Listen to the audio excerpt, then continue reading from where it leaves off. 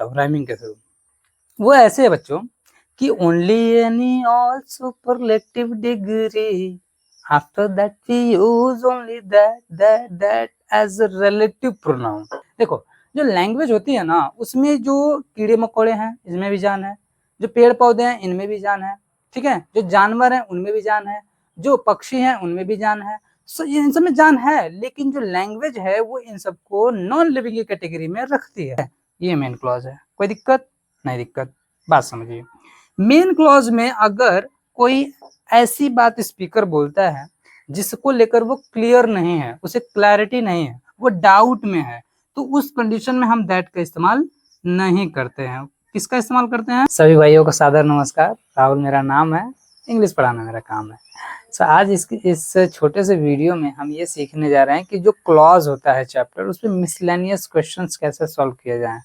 और जो क्वेश्चंस हमने इस बोर्ड पे लिखा है, ये सभी क्वेश्चंस कहाँ से हैं? एसपी बख्शी जी की किताब आती है objective general English, page number 61, exercise number C. उसमें के क्वेश्चंस जितने भी हैं, एक्सरसाइज सी की मैं बात कर रहा हूँ, उसकी सभी क्वेश्चंस को हमने इसमें इंक्लूड किया है इस वीडियो में। छोटी सी वीडियो होने वाली है, लेकिन बहुत ही ज्यादा इंफॉर्मेटिव वीडियो है। आप इस वीडियो में सीखने जा रहे हो कि हम क्लॉज के मिसलेनियस क्वेश्चंस को कैसे डील करें। शुरू किया जाए, चलिए आइए। देखिए, क्वेश्चन नंबर 1 कहता है बच्चों कि I know something what my mother told you. बड़े ध्यान से समझेंगे आप कि हमारे पास यहाँ पे एक वर्ब है, हमारे पास यहाँ पर भी एक वर्ब है। इस वर्ब का ये ऑब्जेक्ट है, ठीक, कोई दिक्कत नहीं? दिक्कत। इस वर्ब का हमारे पास ये ऑब्जेक्ट, सॉरी ये वर्ब है, और इस वर्ब का ये ऑब्जेक्ट, कोई दिक्कत नहीं है। अब एक बड़ी बात समझिएगा, इस वर्ब का ये सब्जेक्ट है, सब्जेक्ट, इस वर्ब का ये सब्जेक्ट, सब्जेक्ट, कोई दिक्कत नहीं। अब इसको समझिए आप, व्हाट क्या होता है डियर स्टूडेंट्स? वो एक प्रोनाउन तो होता ही है, कोई दिक्कत नहीं है। बहुत सारे बच्चों को लगता है कि ये भी रिलेटिव प्रोनाउन होता है, तो थोड़ा सा मैं करेक्ट करना चाहूंगा आपको कि ये रिलेटिव प्रोनाउन है, बल्कि ये कॉम्प्लेक्स रिलेटिव प्रोनाउन होता है। सोचोगे आप कॉम्प्लेक्स रिलेटिव प्रोनाउन क्या होता है? बहुत आसानी से मैं बताता हूँ आपको। देखिए, कॉम्प्लेक्स रिलेटिव प्रोनाउन हम उसे कहते हैं जो बिना एंटीसीडेंट के इस्तेमाल किया जाता है, लेकिन वर्क करता है रिलेटिव प्रोनाउन के जैसे। समझ पा रहे हो आप? तो हम यहाँ अगर आप ध्यान से देखेंगे तो यहाँ पर व्हाट है, व्हाट से पहले तो एंटीसीडेंट है, एंटीसीडेंट है तो इसके पहले तब तो ये कॉम्प्लेक्स रिलेटिव प्रोनाउन नहीं हो पाएगा। लेकिन हम ये फैक्ट जानते हैं कि जो व्हाट होता है वो रिलेटिव प्रोनाउन होता है। रिलेटिव प्रोनाउन होने की वजह से इसका मतलब इसके पहले हमारे पास एंटीसीडेंट नहीं होना चाहिए। या तो एंटीसीडेंट गलत है या तो रिलेटिव प्रोनाउन गलत है यहाँ पे, जो यानी कि व्हाट लिखा है। दोनों में से कुछ भी करेक्शन कर सकते हैं, लेकिन कौन से करें, बात समझिए, बहुत ही शालीनता से अच्छे से समझिए। देखिए, बात याद रखिए, एक फैक्ट पता है इंग्लिश में क्या होता है, वो राइम के थ्रू मैं बताता हूँ, राइमिंग के थ्रू। वो ऐसे है बच्चों कि only any all superlative degree after that we use only that as a relative pronoun. ठीक है, तो अगर आप ध्यान से देखोगे, अगर कभी भी जो आपका एंटीसीडेंट हो, एंटीसीडेंट किसे कहते हैं? रिलेटिव प्रोनाउन के पहले वाले शब्द को, जो नाउन या प्रोनाउन होता है। तो एंटीसीडेंट अगर हमारा कभी रहा only, any, all, superlative degree और साथ ही साथ थिंग से, थिंग THING से बनने वाले जो प्रोनाउंस होते हैं, तो हम उस कंडीशन में दैट का इस्तेमाल करते हैं। तो हमारे पास जो आंसर होगा वो होगा ये कि दैट, बट इट ये आंसर है। क्वेश्चन नंबर 2 कह रहा है कि आई कैन नॉट से what is she doing these days. सबको दिख रहा है। अगर यहाँ पे ये देखा जाए, ये तो कॉम्प्लेक्स रिलेटिव प्रोनाउन है, बिना एंटीसीडेंट क्या आएगा? कोई एंटीसीडेंट नहीं है, एकदम ठीक है यहाँ तक। लेकिन एक मिस्टेक हो जा रही है भाई, वो क्या हो जा रही है? देखिए समझिए, जब आप रिलेटिव प्रोनाउन का इस्तेमाल करते हो तो उसके बाद हमें सब्जेक्ट लिखना होता है। सब्जेक्ट लिखा है क्या? नहीं। सब्जेक्ट यहाँ पे है ना, तो इस वर्ब को आप क्या करो, उठाओ और यहाँ पे ला के रख दो, यानी कि हो जाएगा क्या? इज, ऐसे। तो आंसर हो जाएगा कि आई कैन नॉट से what she is doing these days. ठीक है, देख रहे हैं कितनी आसानी से कर रहे हैं। Question number 3, Maruti is one of those motor car which are liked very much. Maruti हमारे पास सब्जेक्ट है, उसका सब्जेक्ट सिंगुलर तो वर्ब सिंगुलर। अब वन हमारे पास है, और यहाँ पे देखो दोज जो कि प्लूरल नाउन्स के साथ आता है। मोटर क्या है? सिंगुलर। इसको तुरंत आप क्या कर दो? प्लूरल। हमारे पास आंसर क्या हो जाएगा? कार्स। अब देखो रिलेटिव प्रोनाउन ये है, जी हाँ है, उसके पहले जो नाउन है वो प्लूरल है, जी हाँ है, तो उसी एंटीसीडेंट के नाउन के अकॉर्डिंग ही हम वो अब इस्तेमाल करते हैं जो कि हमारे पास प्लूरल है, प्लूरल है, प्लूरल है। ठीक, आइए question number 4, I doubt that my father will help you. बहुत ही मजेदार question, one of the favourite question of SSC exams. देखो ये हमारे पास होता है मेन क्लॉज, क्यों कह रहे हैं, क्योंकि ये बिना कंजंक्शन का है। जो कंजंक्शन के होता है, अगर सबऑर्डिनेटिंग कंजंक्शन तो सबऑर्डिनेट क्लॉज, तो ये सबऑर्डिनेट क्लॉज है, ये मेन क्लॉज है, कोई दिक्कत नहीं, दिक्कत बात समझिए। मेन क्लॉज में अगर कोई ऐसी बात स्पीकर बोलता है जिसको लेकर वो क्लियर नहीं है, उसे क्लैरिटी नहीं है, वो डाउट में है, तो उस कंडीशन में हम दैट का इस्तेमाल नहीं करते हैं। किसका इस्तेमाल करते हैं, वेदर का। जब स्पीकर अपनी बात को लेकर क्लियर न हो उस कंडीशन में वेदर कंजंक्शन का इस्तेमाल करिए, दैट का नहीं। Question number 5, she was singing which I did not like it. बहुत ही मजेदार क्वेश्चन, बात समझिए। ये है विच, रिलेटिव प्रोनाउन कौन कौन से होते हैं, हु, हुम, विच, दैट। अब ये जो चार हैं रिलेटिव प्रोनाउन, ये बिना एंटीसीडेंट के तो आते नहीं है, तो यहाँ पे एंटीसीडेंट दे दिया, बस दिया ही नहीं है, तो ये ऐसे ही गलत हो गया। और एक चीज देखिए, अगर कोई यहाँ पे रिलेटिव प्रोनाउन आप लिखोगे भी तो भी सही नहीं होगा, क्यों, क्योंकि यहाँ पे जो हमारे पास जो वर्ब है ना, वो इसका ऑब्जेक्ट खुद से दिया हुआ है। ठीक है, तो ऑब्जेक्ट दिया हुआ है, इसका मतलब हमको कोई रिलेटिव प्रोनाउन नहीं चाहिए। क्यों, क्योंकि अगर रिलेटिव प्रोनाउन पर यहाँ पे लिखोगे तो वो या तो सब्जेक्ट होगा या तो ऑब्जेक्ट होगा, वर्ब के बाद है तो ऑब्जेक्ट ही होगा, सब्जेक्ट तो वो हो नहीं पाएगा। इसका भी सब्जेक्ट देखो खुद का है, तो हमारे पास ऑब्जेक्ट की जरूरत नहीं है और सब्जेक्ट की भी जरूरत नहीं है। जब ना सब्जेक्ट की जरूरत है ना ऑब्जेक्ट की जरूरत है, तो उसमें आप एंड का इस्तेमाल करो। हमारा आंसर हो जाएगा कि she was singing and I did not like it. गा रही थी, पसंद नहीं है, अंग्रेजी गाना नहीं गा रही होगी जस्टिन बीबर का इसलिए शायद पसंद नहीं है। चलिए छोड़िए जोक्स अपार्ट। क्वेश्चन नंबर 6 क्या कह रहा है, आप समझिए ध्यान से। क्वेश्चन नंबर 6 कह रहा है कि don't go out until you are well. ठीक है, सबको पता है, ये तो हलवा क्वेश्चन था कि हमारे पास जब अंटिल है और ये खुद एक नेगेटिव वर्ड है, तो why we are using not, do not use it, remove it, don't go out until you are well. Last question, Sanskrit is one of the oldest languages that was spoken by the Aryans. ये है bonus question of the slide. ठीक है, इस slide का ये bonus question है। क्या होगा इसमें आंसर, जिनका भी आंसर है कि यहाँ पे लैंग्वेजेस के अकॉर्डिंग यहाँ पे वर होना चाहिए, वो भाई अपने आप को करेक्ट कीजिए, इसमें कोई करेक्शन की जरूरत नहीं है। क्यों नहीं है समझाते हैं, देखिए देखो, जो संस्कृत है उसे हम कह रहे हैं कि वन लैंग्वेज है, one of the oldest language, बहुत सारी ओल्डेस्ट लैंग्वेजेस हैं उसमें से एक है। फिर उसके बाद ये जो हम प्रेडिकेट इस्तेमाल कर रहे हैं कि that was spoken by the Aryans. अब एक बात बताओ कि जो आर्यंस थे उनकी बात हम कह रहे हैं, तो वो एक भाषा संस्कृत की बोलने की बात पे हम कह रहे हैं कि उसके जितनी भी ओल्डेस्ट लैंग्वेज थे सब बोलते थे। तो आप कहोगे कि नहीं सर एक भाषा बोलते थे, जब एक भाषा बोलते थे तो वो अच्छा ही है, कोई दिक्कत नहीं है। ठीक है, आगे बढ़ा जाए। Have you ever met such a boy who has not traveled by train? समझिए इस बात को, आंसर तो आपने सोच लिया होगा, कर लिया होगा आपने। ठीक, अब देखिए मैं बताता हूँ आंसर। देखो इंग्लिश में एक कोरिलेटिव कंजंक्शन का पेयर होता है, सच दैट, सच एज। समझिएगा बड़े ध्यान से, बहुत ही इंपॉर्टेंट है ये, such as and such that.